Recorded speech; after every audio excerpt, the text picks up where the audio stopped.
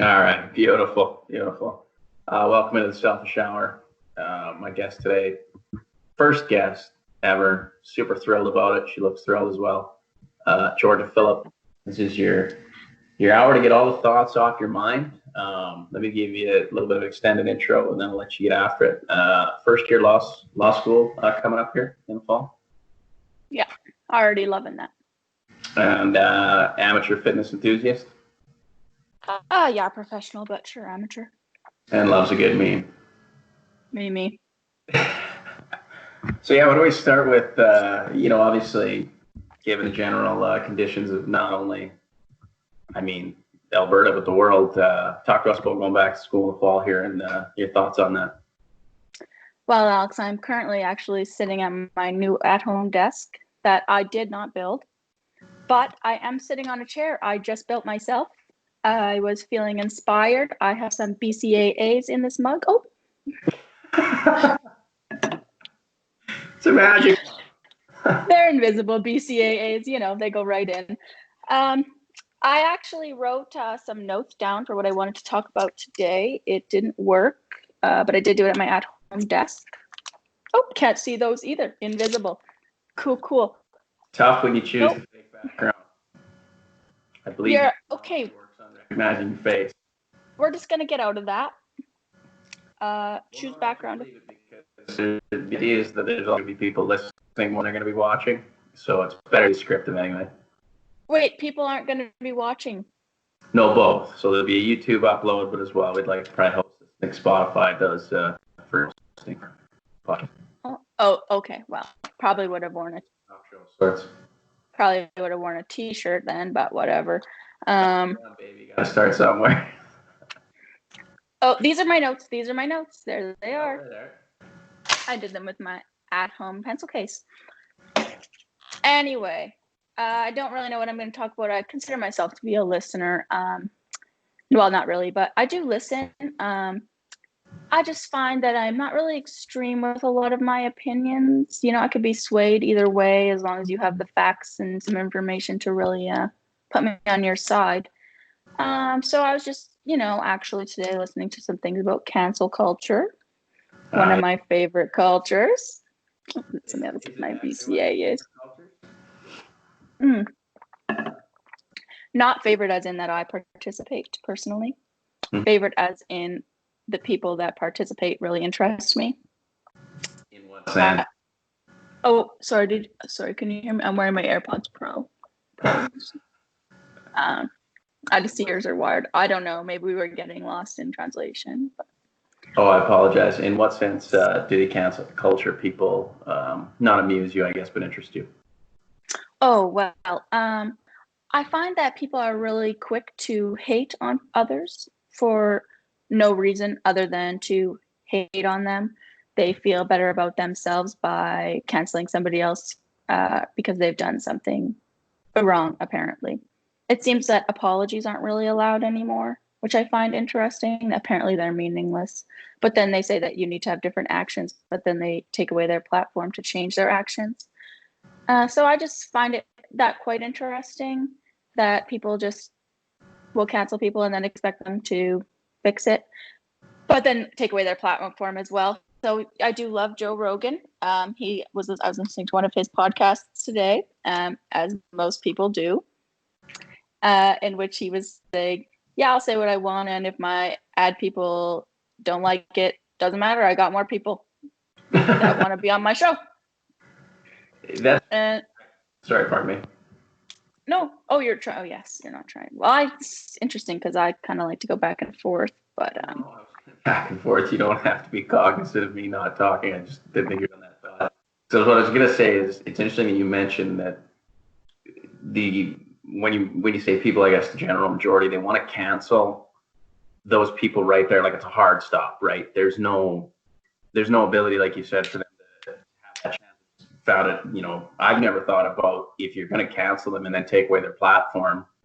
That, actually a friend of mine just mentioned that the other day. It's the first time I thought about that is, yeah, if you cancel them and don't give them a chance and then even take away the platform that they were on, it's exactly what do you expect these people to, how do you give somebody a second chance then? Well, and also they're 30 years old and you're telling they did something when they were 16. Correct. As if you're the same person you were when you were 16 and you might be 17. Yeah. I thought about the other day. Fires me up.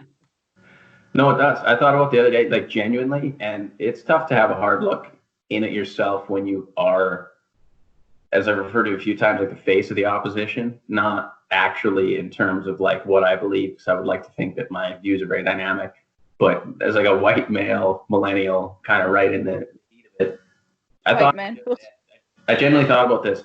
If you asked every girl I've ever taken home if it was 100% consensual both ways, I don't know what those results would look like. I'm pretty confident in a lot of them, but there's always two parties, and I'm not trying to, demean anybody else, but how am I supposed to, if I can't mess up even a little bit, maybe a girl was a little bit too drunk or I was a little bit too drunk, but everything was still consensual. How do I move forward as a person to better understand what the boundaries are? Well, I'm a woman and I've had a few people in my home and I've not been the most sober. And you kind of wake up in the morning and you're like, "Ooh." But but in no way was I probably came home, I took my shirt off and I was kissing you. And I think that those actions are pretty I think he's thinking, okay, now I can take it to the next step. And then it's not really why is all the responsibility on you as a man to be like, is this okay? Is this okay? Because I can tell you, I never said, is this okay? Is this okay? And I think that if you do feel uncomfortable in the morning, then you could say something to them instead of, somebody actually, I think just did this, posted a 13-minute video about how their boyfriend, the whole time that they were dating, was like, none of it was consensual. And then they were manipulated the whole time. And I went, I wonder if that girl even said anything to this guy before she posted this 13-minute, just crap fest. I mean, maybe she did. I don't know. But I feel like there's so much extreme, not enough communication in the world where you just think, hey, I just want you to know, I was a little bit drunk, but it's all good. And then you could say back, yeah, it was all good. Or no, I didn't really feel that great about it. Okay, well, what can I do to make it better? Like, you want to go for breakfast, you want to get to know each other better, you want to do anything. Yeah. No, I think that's part of it. No. On the, like you said about communication, not only that, and this speaks to not only this example in specific, but also I would say everything you and I get fired up about probably is you have to, it's almost like, here's the thought on this, is if I'm nervous about sleeping with a girl in the sense that I don't want somebody to find out, or, it's kind of just let's just say a casual relationship. Well, that communication is a lot different. Potentially could be a lot more straightforward between her and I, but how that's viewed maybe by her friends, by my friends, by the external involved. And I mean, one point that I kind of disagree with is I can't imagine what it's like to be a scared girl or guy in that moment in the morning when maybe you are uncomfortable and you wanted to say something, but at the same time, it's a tough spot to be. It's tough. I've been there too, but I'm like, where you want to leave and then do something about it or text them. But I've also had girls text me the next day being like, hey, didn't appreciate that. Kind of borderline, and then, back and forth, sincerely apologize. Is there something I could do different next time? Is it something you've experienced a lot? It's almost like it's in that heat of the cancel culture where everything is so instantaneous because the world's so instantaneous. And not only that, it's once we book these guys or book these girls, boom, everybody wins. And it's who, though, at the end of the day, because you're starting to restrict people's ability to not communicate, but communicate effectively in a progressive way, I guess, continue to, this is a beautiful thing I think about, the Black Lives Matter right now is it's creating a genuine dialogue. It's no longer about, the action phase. It's no, we need to do something to boost these people up because we don't feel this way. We're likely never going to feel this way. I'm never going to feel oppressed in my life. And even if you look at our ethnic backgrounds, there's not a whole lot going on there, except for the fact that many of our ancestors were ignorant and, that's kind of on us in a sense. But now it's at a point where it's hey, let's boost you up. Let's figure out what we can do. So I guess the thing is like, how do you take that from, everybody talking about it and, change.org, petitions, all these things, and not just Black Lives Matter, but all these issues that our society is going to be facing, I guess. How do you get behind those things in a meaningful way? Well, the worst thing is people are scared to voice their opinions that are even a little bit against, like with this Black Lives Matter movement. Great, I do love it, but man, if I were to say anything that goes against everything that they are saying, or even just ask questions, it's like, it's my responsibility to be educated. It's my responsibility to know exactly what is wrong and to be able to fix it, as if I have the solution. It's almost as if I don't know is no longer a reasonable answer. I don't know what the right intent, I should say, when somebody comes up to you, because I think I said this to you last week. Yeah, you're not allowed not to know. And I have nothing against any race, culture, creed, or anything. I have a lot of things against people, because if you're an asshole, I don't care what you look like, where you're from, whatever. That's my issue with you. The same would be with me. So when I think about like myself and yourself, I don't want to have to defend who I am by saying, oh, I have a gay friend, oh, I have a black friend, oh, I just want to be able to say, hey, I don't know how you're feeling. I don't know what it's like, but I'd like to somehow, even if I can't get down to your level, I want to be empathetic, and I want to show you that, yeah, we're going to find a way out of this, and we're going to get there. But again, what do you do? Well, and a lot of people, when you say, yeah, people are assholes, but how about you look and see, like, go back to their childhood. Why are they assholes? Like, who was there to support them and love them and teach them things? And a lot of the time, no one was there. And then you need to have agency, and you need to get yourself up, and you should be a kind person, and you got to take responsibility for yourself. But I mean, it's a lot easier to be a kind person and to never be an asshole when you have everything that you need and you feel pretty secure in yourself. Yes. Yeah, when your needs are taken care of, it's a lot easier to be happy. Yeah. It's not, although, there's a lot of people that we see in our everyday lives who aren't happy with a lot of things. But one thing. Maybe it's mental. Oh, absolutely. Absolutely. But maybe they just have the wrong mindset, and they think that having the newest iPhone is the only thing that will make them happy. Yeah. And it's not even always a consumerism thing, but it's like, maybe once I finally get that big house, once I finally get, whatever it is. And I think what people lose track of is, and I think a famous rapper said it once, where he was talking about, they asked him, what's the biggest difference about not being famous but having all this money? And he said, you get lost in the keeping up with the Joneses, because all you see is, okay, now you got one car, now you got 3 sports cars, now you got 5 sports cars, and you got 5 homes. And you think, if I play this game forever, I'm never going to win, because there's always going to be somebody with more than I have until it gets to that final person. And even that's ever changing. And he, kind of said, if that's what you're going to focus your life on, you're never going to appreciate the things that are non-material within your life and understand what really matters. But anyway, what I also want to ask you, because this has been weighing on my mind more than anything, especially after I liked the tweet a couple weeks ago and you texted me out of the blue. My personal view. It was a joke. No, I know. But it's hilarious to me how not only my generation, but the generations that are coming through, is a tweet seems to carry the same amount of weight as like a written manifesto or a book. And it was designed to foster this environment of communication between people who wouldn't have been able to meet with each other, or I guess tweet at each other now. Like what are your thoughts on people taking these little bits and pieces from social media and turning them into, written script, basically? Well, I think 2 things.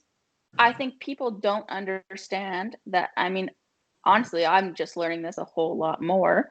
How permanent what you put on the internet is. Oh yeah. I've been learning that a lot lately. No idea. You just hit agree. Terms of service, agree next. And you're thinking, oh no, I deleted the post, and like, yeah. People can. There are people that are not like barely even a little bit smarter than me that could spend 10 minutes getting every single thing I've ever texted, everything I've ever posted, and they could print it all out, and that's there forever. It's Yeah. you're not getting rid of it. So that's the one thing. Scary. And I love that you can, when you have an idea or if you want to share something, you can get it out there. And when you want information is a lot more accessible now. I love that. I love that that levels out a playing field for a lot of people. Yes. But you know what? I also love a good manifesto, because you know what you have to do before you post a manifesto? You have to edit it. Well, maybe, but hopefully, yeah. If I write my manifesto, it'll be edited. But with a with a with a tweet, what's the most thing I would do? I put it in my drafts and think, I'll just try to make that sound a little better later, and then I'll tweet it out. No, seriously. Like if you're trying to be humorous, maybe you don't like the way it's worded, and you think there's a better way. Yeah. To understand the idea. If you think it's serious and you really want to get your point across, maybe your grammar is 10 out of 10. It's on point. Like, it's just, what's concerning to me is nobody's getting the immediate back and forth, and everything's becoming so short form that's exactly it. You say the wrong thing, you misstep. I was talking to a 55-year-old man the other day, or 54, I can't remember. He might have been younger.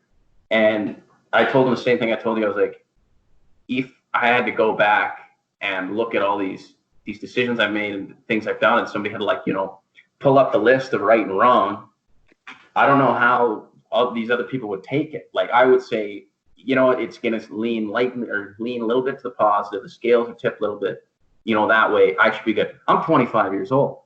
There's not a whole lot I can fuck up in that period of time, although potentially.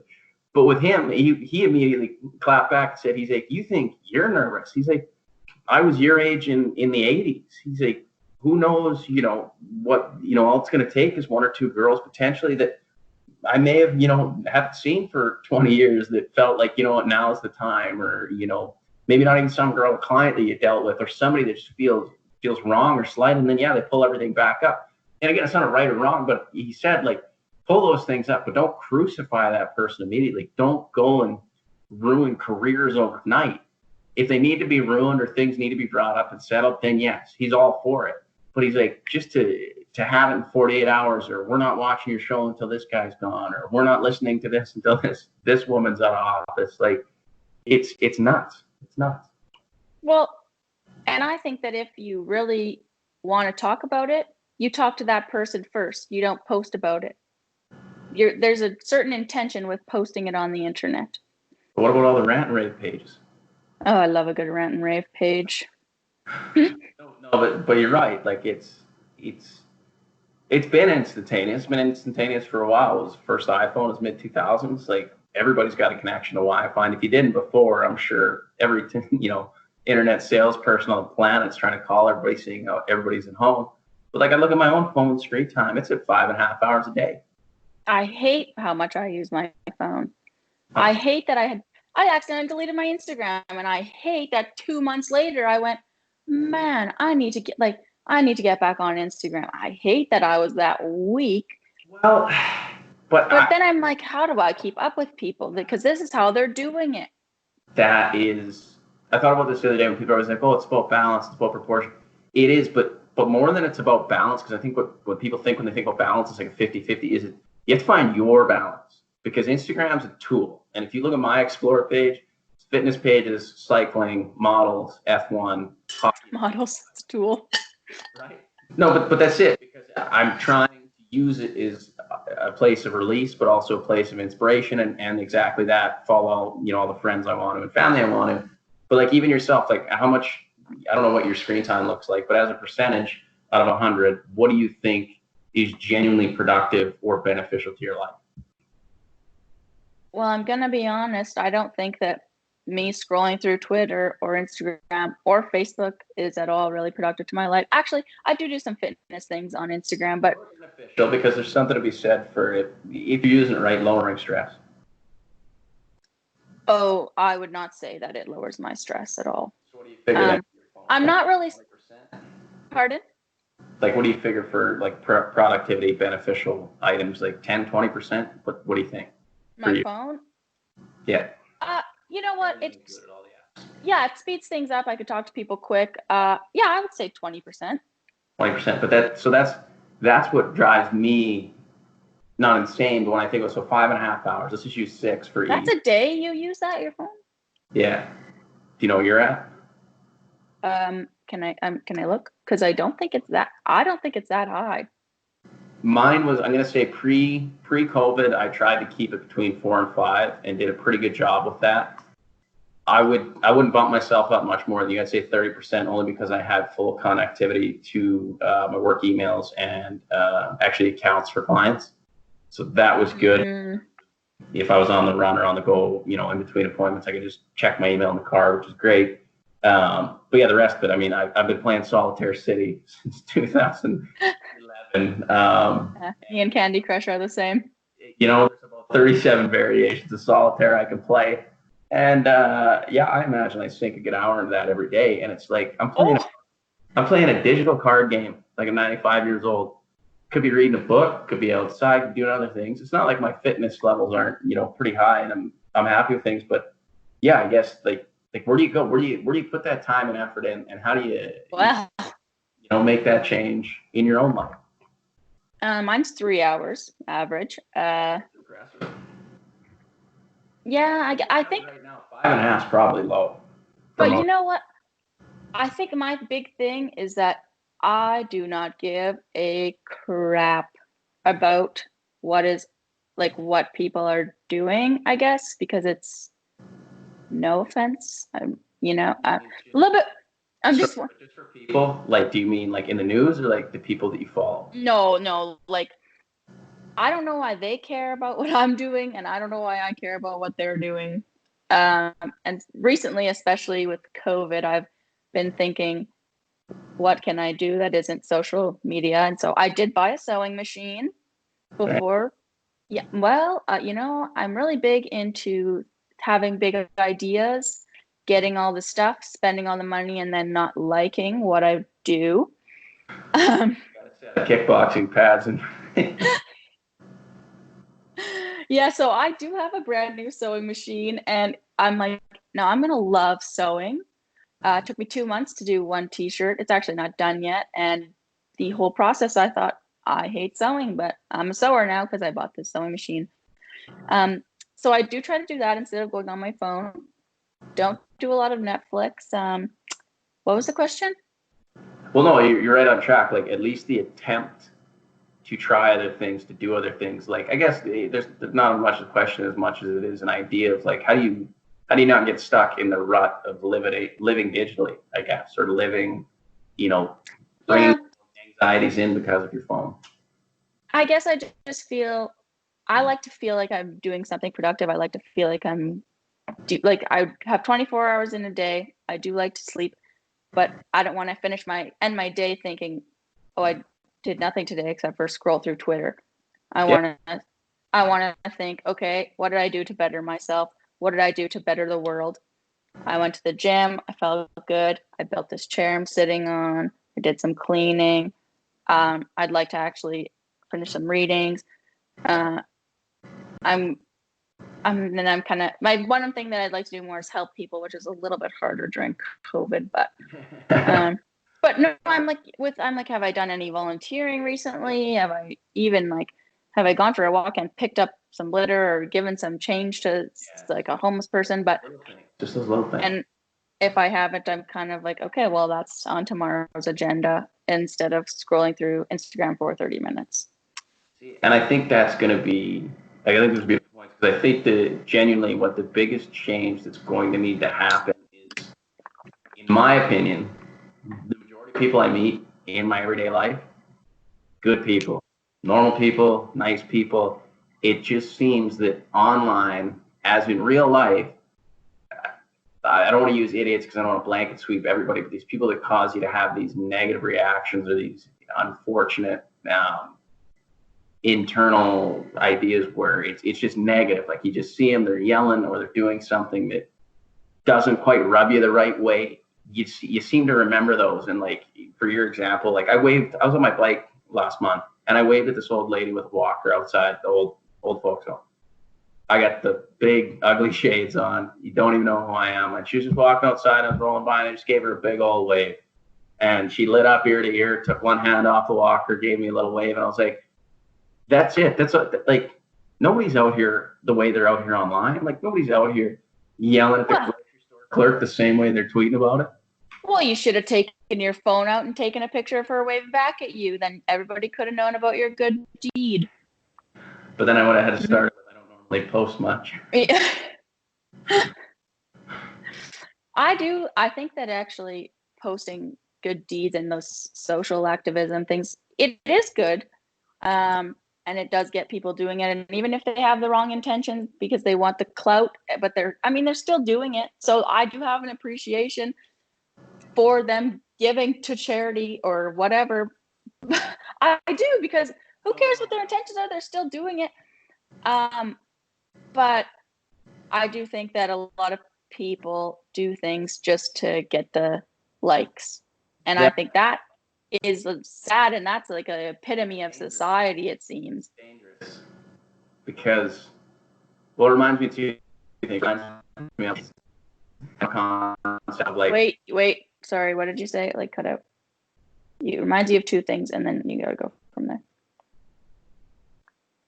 Yeah, absolutely. What? Lagging? Yeah. I should be lagging quite poorly. I'm going to start doing these from You're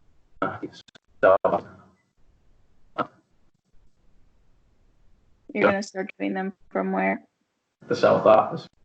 The South office? I'll stitch it up. It'll sound beautiful. Oh, big podcast editor. It's all on video too, so I only got one shot. I'm usually going to have to like cut from...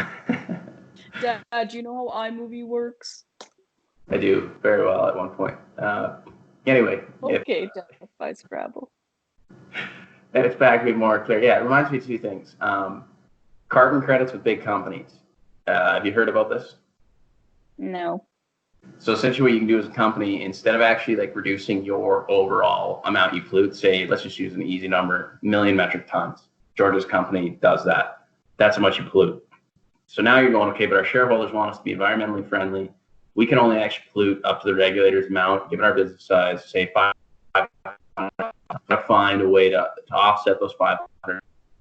Pay, the fine for polluting in excess. So what you can do is you can buy a carbon credit. Oh, you can buy a carbon credit and what? Sorry. You can buy a carbon credit to. That's right. We might have to. We'll figure it out. You can buy a carbon credit for 500,000, and maybe that plants a forest of trees.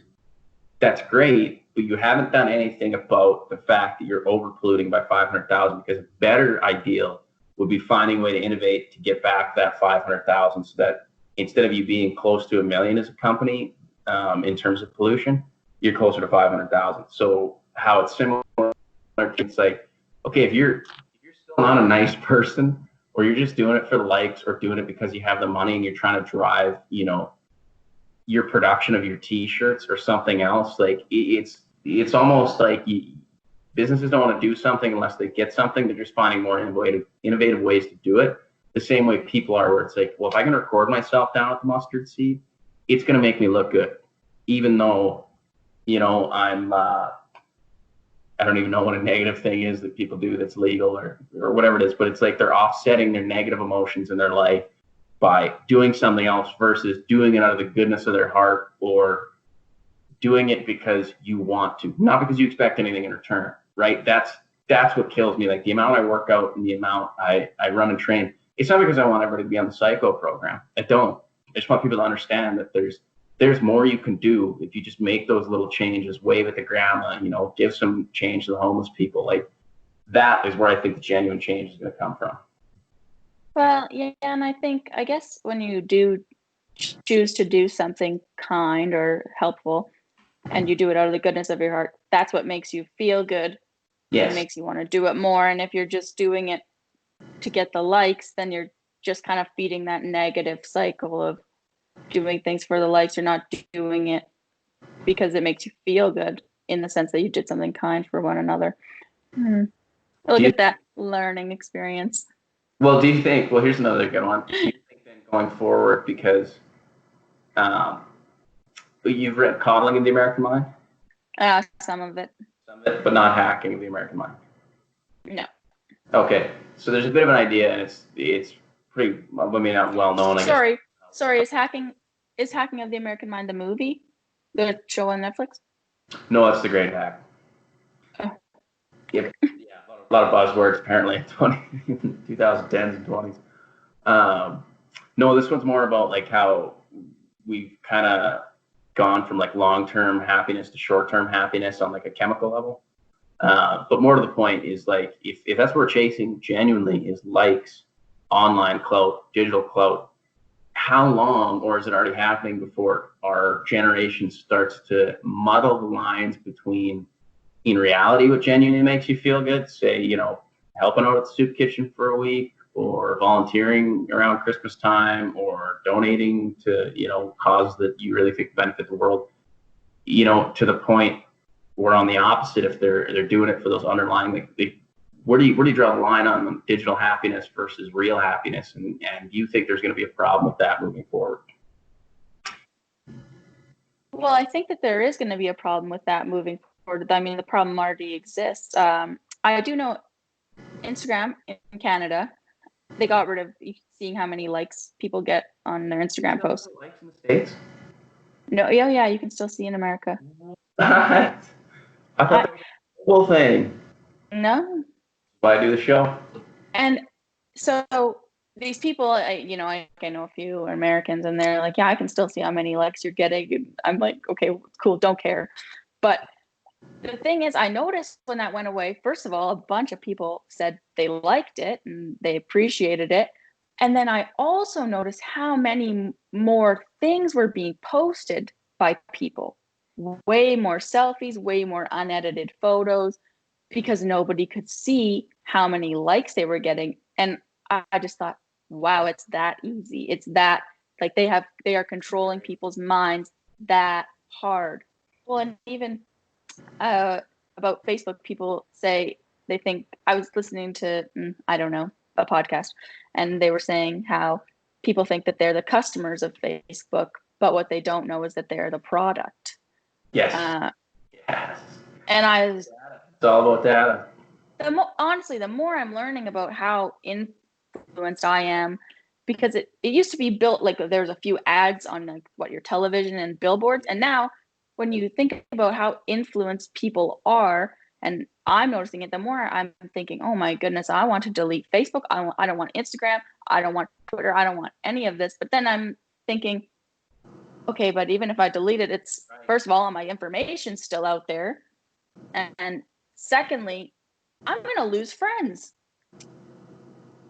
Because, sorry, what? Well, not the good. I'm not going to lose I see what you're saying. I see. Yes. The good ones, but it's like those. I went to school on Vancouver Island, and I live in Alberta, and all my I want to know when they're getting engaged or when they're doing runs, or I want to know that stuff. But I don't really want all these people in Silicon Valley knowing who my friends are, and then selling that data to some other country to like mess with my brain even more.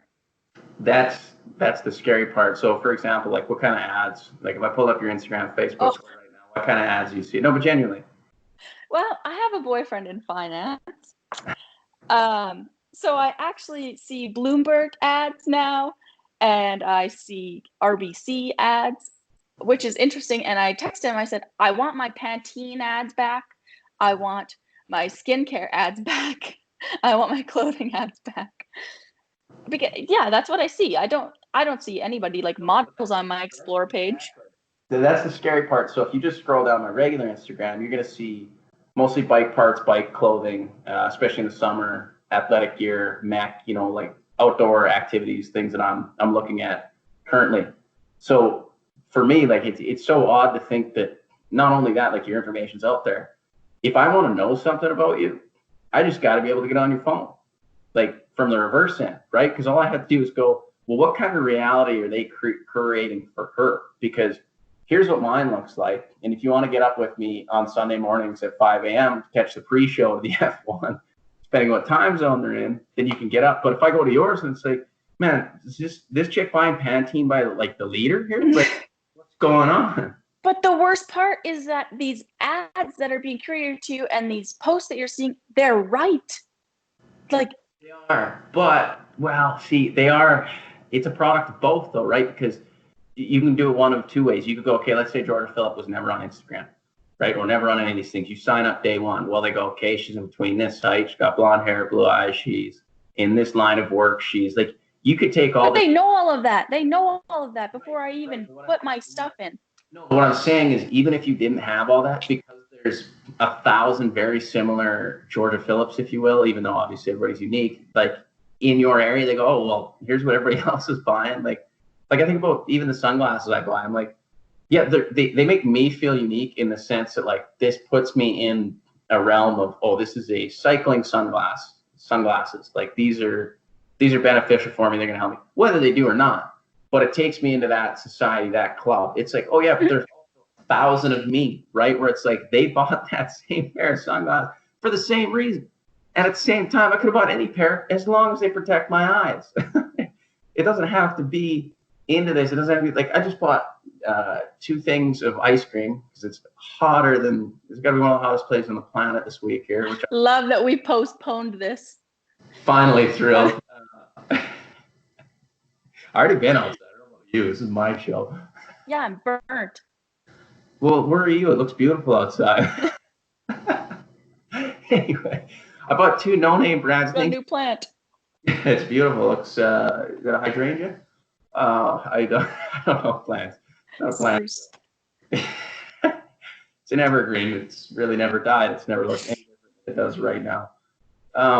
Anyway. I was saying no. A shower. Go ahead.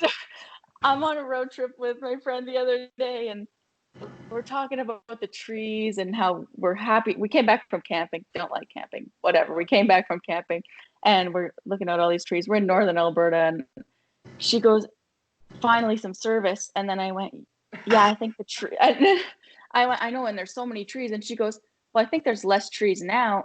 And I went, "Yeah, I don't even know what type of trees these are." And she goes, "Me either." I went, "They're taller than me though. So they're probably are still like," I said, "Well, the tree's taller than me. And so maybe that's affecting the service." And she goes, "Oh, are you taller than most trees?" And I'm going, "Yeah, no, not a lot of trees I'm taller." Missed it by that much. Anyway, whatever. I'm thinking about all the trees I'm shorter than. I'm assuming what you were referring to is you need to be able to connect to the cell tower. So because the trees are in the way, there's potential for the connection to be broken. Yes, and I'm like, the trees in the city are shorter, so better cell service. So there's a perfect example of even communication. Obviously, a little more humorous, and there's not a whole lot of stakes involved in your friend, making that comment. But like that's the thing. It's the thing I keep talking about is like, because everybody has a voice, if you fall under a label, whether you're on this side of the label, like the far right or far left, I don't want to use those because it assumes politics, but let's say you're in a running club, right? And there's like, hey, I want to do 5K by September. And I don't run, I barely even walk. How do I get there? And then there's guys on the other end going, okay, I run a 2:30 marathon. I want to try and cut 7 to 10 minutes off that. Those are 2 different people. Same running club, and maybe their mission is to include everybody. So now you look at, maybe there's a cycling club, and the cycling club goes, okay, we want some runners because we need to make a triathlon club or whatever. We need these athletes. So now the super cyclist versus, same thing. You got the cyclist who's doing 50 kilometers a week, you get a guy who's doing 500 to 1,000. And they go and talk to each other. It's like, okay, if this cyclist, like the cyclist who does 50 kilometers a week, talks to the runner who's doing, 15 hours of speed work and footwork the entire week, that conversation is not going to be the conversation that should be had, because that conversation should be between the cyclist who's going, okay, well, you know what, like the cyclist is doing a ton of time on the bike going, hey, if I'm doing 500 a week, I see that you're doing 100 on foot. There's got to be a ratio in here somewhere to get you into both sides, into both clubs. We want you. And then, to make this analogy work, the runner who's doing, the 5K by September is going, hey, I don't like either of you, and I don't like what either of you are doing. And you guys are making me feel bad because my mission's to do 5K. Well, guess what? We want you in the running club and we want you to be there, but it's not the same conversation. It's so far apart despite having that generalization. So for me, it's like, when somebody's like, well, you're a conservative, you're a liberal, or it's like, you could ask me about 10 different issues, and I'm probably going to fall in between them in Canada, for example, between those three major parties on all of them. And if you would have looked at me 4 years ago, you're probably going to see me fall farther on the right than I would be now, because it's probably farther on the left. So it's like, yeah, how do you communicate with people who don't want to understand, I guess, the forum, or understand, how, I don't want to say supposed to operate, but how do you foster good conversations? That in essence is why I started this and why I'd love to do it, because I'm tired of tweeting at people. I'm tired of tagging people and things. I actually want to hear what kind of depth people have. I want to hear people think. I want to hear the thoughts out loud. Well, people don't want to disagree. People, why? For some reason, people think that, so you and I can have separate opinions on a lot of things, and maybe similar opinions on certain things, but for some reason, people think that we, in order to get along, need to agree on everything. People say agree to disagree, and that seems like it's not okay, and it's not okay anymore, though. It's no, we can't disagree. And I don't know. I think that people don't want to hear it. It's becoming the norm. Yeah, and I think that people don't want to be wrong. They don't want to admit that they're maybe messed up. Never mind. I'll ask you this after. People don't want to admit that they are wrong or that they messed up. They don't want to change their opinions because they're comfortable with they're comfortable with what they've decided is their opinion and what is correct. Oh, interesting. Oh, Raina, hello. Sorry about that. I guess I have a visitor. Outside your window. Pretty high up. And you, it's a big cat. Came through an invisible door behind that white wall. It's a pretty cool apartment. It has its nooks and crannies. Anyway, people don't want to they don't want to change their opinions. A lot of people I find don't really want to learn. They want to confirm their biases. Okay, so what do you do for those people though when they're at a crossroads? You want to go, look, if that's what your opinion is and you don't want to be, then this is not your argument. This is not your place to be a part of this. And I'm sorry, but you have to be able to see whether it's the disenfranchised sides or the victim side or the protagonist side, whatever it is. What do you say to those people? Because I would love to just say to them, then look, like we can't have you as a part of this debate, as a part of this conversation, until you realize there has to be a back and forth, or there has to be a willingness for you to understand both sides. Even if one side is genuinely like criminal, you have to be able to go, I can see how that person got to that point, even though it's completely egregious. But well, really? How many genuine conversations do you think you have a week? Me? Or I should say conversations, that'd be impossible because it's tough to quantify that. But how many people in your life, just even a ballpark, could you have like a full hour, 2 hour conversation with? Well, I mean, my family, I would say. So there's 5, 6, I don't know, 20 good people, I would say. And that's, I think, a lot. They're like 10 to 20. 20 to 30, probably. If you called them up tomorrow and you said, hey, let's go. You know what? 20 to 30. I surround myself with, I think, quite a few people of quite a few different backgrounds and opinions. And because I can get along with anybody because I don't judge them for what they think. I'm genuinely interested in why they think that way, why they are the way that they are. And so I like to think I'm pretty accepting. I mean, I can be pretty ruthless, but but the thing is, when people are like, well, you're judging. I'm like, no, I'm telling you what I think, but I don't care. Like, but I'm saying what I think, but I don't think less of you because you're doing something that I don't do. Like when you don't, I'm like, Alex, eat some dessert. It's annoying. And I want you to eat dessert because it's annoying, but I don't give a crap. You could go on a full vegan diet. Good for you. It's still going to talk crap about you to your face, though. And it's going to be a joke. Well, no, and I mean, that's a different conversation in the sense that, like, those are the people that you know that no matter what's coming out of their mouth, 99% of it is the intent of love and genuine care. But that's different. Like, I mean, here's a thought I just had. You're going to be a lawyer, obviously. That's the plan. How do you see not even your profession progressing, but like, how are you going to be able to foster? Because I mean, being a lawyer is probably going to be one of the last realms where free speech is going to be applauded and encouraged. Well, that's what I thought. And now, but I'm now in this group chat with all of these people, and they're kind of, yeah, they were in first year, and they're kind of just like, they're going at this one person who was at the U of A and about how terrible he is, and apparently he did some poor things, and they've emailed the dean and they want him kicked out. And I don't actually know anything about it. I don't know about what they did, but all of these people are just like agreeing with them, and I'm kind of like, and I'm thinking, I'm not educated about this, but if I was, I wouldn't want to disagree right now. Yeah, see, that's scary. And I'm worried. Is that how law school is going to be? I don't know. Am I going to be able to voice my opinion and not be the bad guy in the? Well, even in your undergrad, did you have debates? Sorry. Actually we did, and it for the most part it was really quite respectful. And you know what? There were those people who went against the grain, and for the most part, people went okay, and they listened and they understood where they were coming from, and so we had really healthy conversations in my undergrad. But I think that you also still had to be overtly sensitive about what you were saying. People were like, I don't want to offend anybody, but, and then they would say it, then I also don't want to offend anybody, but, and I'm thinking, oh my goodness, like, to say what you want to say. I think that's maybe yes.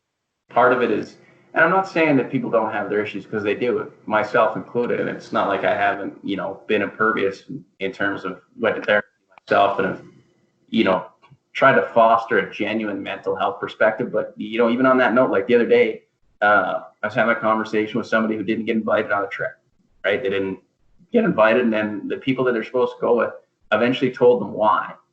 And they were like, well, maybe I would have went anyway, but like, seems really like gutless to kind of just tell me why I wasn't invited. And, what does it come down to? And then I thought, like, okay, even if that's the case, whether they're right or wrong, maybe they had their 10 people. Now is it you just didn't make the cut? But at the end of the day, like, are you comfortable being told exactly how it is?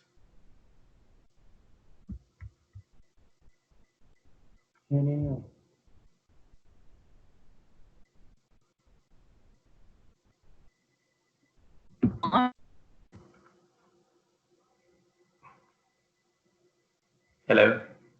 Hi. Did you hear that? Me? No, you froze for a good minute. I'm gonna have to get the Wi-Fi. No. I said that yeah, I think so. Okay. So I only have kind of cut off that thought because of it. But I eventually sent a text saying, I don't focus on people who are negative toward me, or like, I don't put any weight into it. I hope those 10 people have a great time on the trip. I genuinely do.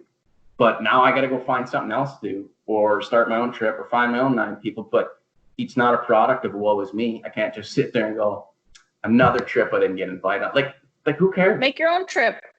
Who cares? Like, go find those people that are going to include you or make you feel at home, make you feel like you're some of these things, and know that 90% of the people are going to try and accept you. 10% might not, and again, these are made up numbers, and neither of us are professionals, but most people, in my experience, I should say, have been very accepting. But at the same time, like, you talk about the debates you had in school, like, even when I was leaving school, I didn't want to raise my hand sometimes, because I'm like, I'm going to get chastised just for having an opinion here, especially in economics. Oh, yeah. Economics takes everything out of it. I saw an article headline the other day that said, we're calling for StatsCan to include more race-based data. I think that's a dangerous spot to be in, because then it becomes, I mean, I'm not visibly anything, but I believe I'm a quarter German, quarter Italian, and then half a bunch of the rest. Well, am I included as an Italian Canadian? I don't think so. Am I included as a German Canadian? I don't think so. But if you start breaking down by socioeconomics and then maybe by race after, yeah, you'll see the inequality. That's obvious in the economic despair. But you can't start putting people back in boxes again, because it's not what we want. We want everybody to feel as though baseline, and you can identify as whoever you want. You want to identify as Italian Canadian, Black American, Purple American, whatever it is. I'm fine with that. That's not my route. That's you feeling comfortable with who you are. But to make those stats start to change that way, or, you know, let's have a look. And I guess it's, you know, it's two-edged, like I said, because you have to be able to, you know, look at the states and go, yeah, they're incriminating more Black people, and there's an obvious agenda, and those stats need to be available. But how do you look and say, well, maybe, you know, the stereotype of Asian drivers, that they're poor, so what? Now you're going to collect data on all these Japanese immigrant drivers, or is it maybe because that, like, you know, drivers from other countries don't get to drive until they're 25, or there's cultural associations with the female doesn't drive. Like, there's other underlying factors. I just think it's going to be a very sweeping qualitative binge on these stats, so that people again can go, look, we're right again. It's interesting that they want to collect more stats on race-based things when they won't even release race-based criminal stats in Canada. And so what's their end goal here if they won't release one of the main race discrepancies in Canada? But, you know, everybody wants to feel included. But I don't know if that's going to be the most positive way of inclusion when we're trying to separate them even more again. But even when I'm saying this, I'm thinking, oh my goodness, I hope I'm not offending anybody. But that's the fine line of, like, there's inclusion and there's exclusion. Like, you know, it's going to happen no matter what. Like, yes, there can be, what's the word I'm looking for? Not cures, but like there can be, when you help somebody out in a way that is obvious, well, it starts with an A, appeasements, obvious appeasements with people where it's like, okay, we're all going to this movie today, but Jerry's got hearing aids. So we got to make the volume levels of this. It's going to be a little louder than usual, but everybody's going to be able to hear the movie. Sound good? Everybody gets behind it. Not a big deal. Maybe, so on the other end of the spectrum, you know, Tim's got oversensitive hearing. Now he's got to sit at the back. He's got to wear earplugs. Like, there's definitely appeasements to be made, but 95% of those people don't care, and they're just going to go to that movie. Because whether it's a little bit loud or a little bit low, they're comfortable and they're good to go. So it's tough for them to understand how both, I already forgot the names to use, but, you know, Tim and Jim for ease, how they're feeling. Because that's the thing. It's like, well, everybody's included. It's like, yes, but if this guy's standing next to, you know, a train, or he's 100 feet away, he can't hear it. It's not in his world. And it's not a bad thing. It's not a good thing. That's just who he is. So, yeah, again, like, I don't know if there's a real point I'm going at here, but like you said, like, it's so tough to say something seemingly so perfect that somebody's not going to have an issue with. Well, and it seems people, they either want to categorize people, or they're like, just get rid of all these categories. Except for we as humans, that's how we think. We categorize things. It's scientific. We have schemas in our brains. One thing is connected to another thing is connected to another thing. So the problem isn't the classes themselves, it's the other associations that are connected to those certain classes that are in your schemas. So it's like that person's in that group. Oh, that's associated to bad person. Yeah. You don't need to get rid of the categories. You need to get rid of that connection. And so that's my problem with adding those more categories and with saying all those things that are wrong. And I don't know. I think that I feel like everybody learned from a pretty young age that education and like learning new things and being uncomfortable, that's how you grow. That's how you become more inclusive. That's how you learn to appreciate like everybody on this earth. Like this one. Yeah, not a tokenistic inclusion. Well, here's a perfect one, and this one I'm sure I'll get some heat if this ever becomes a thing. I'm a little worried. No, I'm not. 3 years ago, there was classic white male. I'm not, because I'm just kidding. No, but I don't know a lot of things. No, but this is the message I'm trying to get out. Most people don't know things. We don't. Like, oh, I don't know. I know nothing, really. I've never lived in a repressed neighborhood. I've never really been oppressed myself. I've had some interesting, conversations with people of minority who are just distraught in general, and they're looking at me as the target, right? Versus, even if I say, hey, I'd love to help you, fuck you, you're part of the problem. You're right. Okay, well, I'm out. You can't possibly help me. You're not a good person. Maybe I'll find a different person to help or a different person to have this conversation with. But the budget for the Pride Parade at one point, and they didn't go ahead with one of the prides because within their inclusionary budget was everybody, except there was a section within the LGBTQ, and it has expanded, and I don't want to mess it up, LGBTQ. That was good. And then there's just a plus, I believe. Plus, right? Not an S, plus. Plus, yeah. Symbolizes including everyone. Exactly. So they're like, for me, they're like the champions of inclusion, right? Like they're brilliant. They're like, hey, come to the Pride Parade if you want, or don't. We don't care, but we're going to be having a ball. And I'd say, yeah, that's awesome. We love everyone. Exactly, right? It's a parade. It's a celebration. Come on out. It's a beautiful thing. But then within their budget, there was groups within the inclusive groups that felt like they weren't getting enough of the budget because of the representation or proportional representation. It's like, yes, even in the inclusive, there's going to be, only 5 of you who identify under that one subsect, and maybe like we can't give you those sort of funds. And then, they go, well, we need to be inclusive. Well, you are included. It's not entirely equitable, but that's the system we have. It's not perfect, but let's not look at that as the reason we shouldn't have it. Like, you don't cancel everything. Exactly, and go, hey, we want the parade to happen because we need to show these people not only that, like, yeah, we might have internal issues, but we're inclusive. We check those boxes. We need to move forward and go, we still would love for you guys to show up. We want you there. Like, we don't want this to be a question of, well, we're not getting enough and like continuing to be the victim. It was like, I saw a beautiful meme the other day with all the fists in a row. And it was like what a lot of people think Black Lives Matter is. And it was like all these different colors and then one big black fist. And then on the bottom was like what it really means. And it was like all the fists in line. And it's like, that's the heart of the issue, guys. So if your argument doesn't fall in line with everybody being equal, you just need to be quiet for now. You just need to be quiet. And the Oppression Olympics. And if you have a misstep, just know that like they're gonna give you a second chance. They're gonna be, they're gonna be easy on you. But just know what the underlying intent is. But what do we know? Yeah, we're not oppressed. Coming up on 58 minutes here. Oh, really? Mine says a minute and 1 hour and a minute. That's okay. I have time. It's fine, and you're not wrong. But the recorded portion, which is now going to be inconsistent for the folks at home, 7 minutes coming up in 40 seconds. Thank you for that education. You're welcome. Long term, I feel like everybody kind of has the same goal. We want to better the planet, leave it better than you left it, and try and have meaningful things in your life.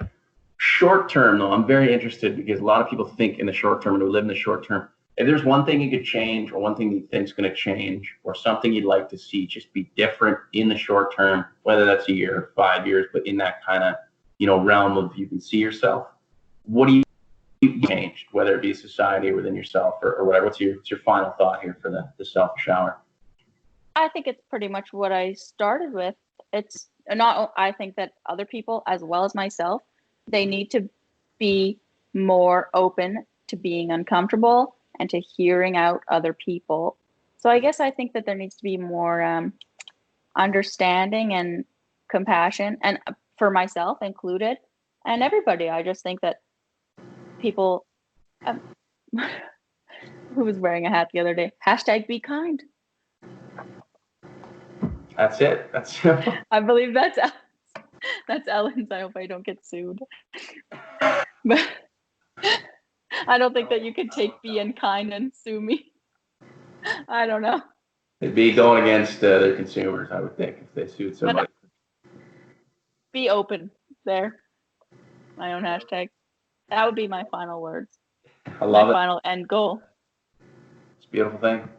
Thanks for coming up. And look forward to having you on it some other time.